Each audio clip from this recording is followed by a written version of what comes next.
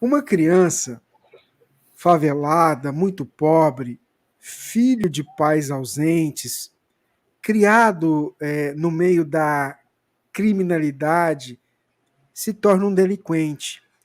E com pouca idade, ao praticar um assalto, é morto pela polícia. Qual a finalidade dessa encarnação? Por acaso deveríamos esperar que esse espírito, nessas condições de vida, se tornasse um homem de bem?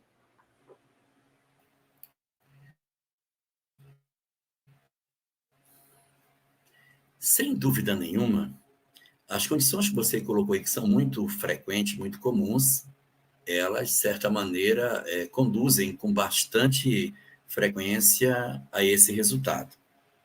Como eu sou do IBGE, eu posso falar para você com propriedade que, dentro dos estudos de demografia, nós possuímos um instrumento chamado perfil etário, chamado de pirâmide etária. Então, assim, de um lado são os homens, desse lado aqui para vocês seriam os homens, desse lado aqui as mulheres. Então, é muita criança, à medida que vai envelhecendo, vai tendo menos gente, aqui embaixo os idosos bem pouquinho. Então, os países pobres são assim. À medida que um país vai ficando cada vez mais rico, ele vai fechando embaixo e vai abrindo em cima, vai deixando de ser uma pirâmide, vai virando uma coluna. Por isso que hoje a gente não usa mais o termo pirâmide etária, usa perfil etário, porque aí pode caber triângulo, reto, torto, forma de folha e tal. E a gente observa, em determinados lugares do Brasil, onde existe muita violência com relação ao tráfico, que do lado dos homens existe um buraco assim. Quando chega na idade da juventude, a pirâmide, em vez dela vir reta, ela dá uma cavada. O tráfico já está gerando um dente, um aprofundamento na faixa da juventude, mostrando que já está sendo relevante o número de óbitos nessa faixa de idade.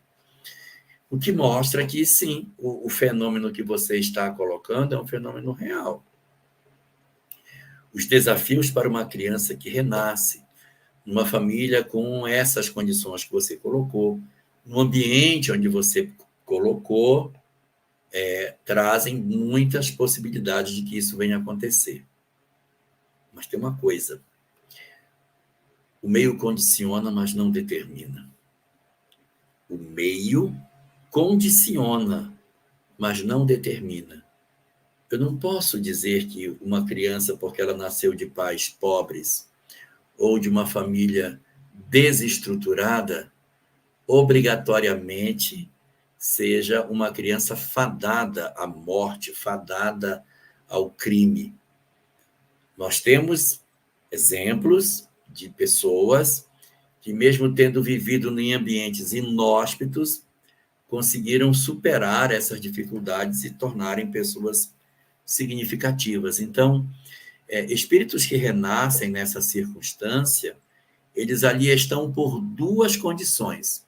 Ou são almas ainda bastante iniciantes, espíritos ingênuos, espíritos que ainda não trazem uma grande formação do ponto de vista espiritual e que, de certa forma, estão sendo colhidos pelo processo de perturbação que a nossa sociedade possui, uma coisa que você pode encontrar na obra Reflexões Espíritas, capítulo 18, sugiro que você leia, onde uma análise da pobreza, uma análise sociológica da pobreza é feita por Viana de Carvalho. Então, uma primeira condição é essa.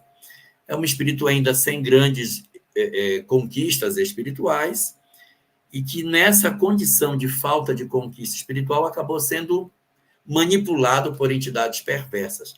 Não é um espírito mau, mas é um espírito que, digamos assim, foi colhido pelas garras do mal. E uma segunda hipótese é que ele seja, assim, uma alma já envelhecida, uma alma com passagens numa série de histórias de violência, e que, ao se defrontar com um meio dessa natureza, espera-se que ele consiga ali ter uma forma de crescer. Então, nós não podemos dizer assim, porque senão a gente já está rotulando as pessoas. Ah, fulano nasceu em tal local, os pais são pobres, família desestruturada. Pode esquecer. Esse espírito está fadado a ser exatamente isso. Não. O meio condiciona, mas ele não determina.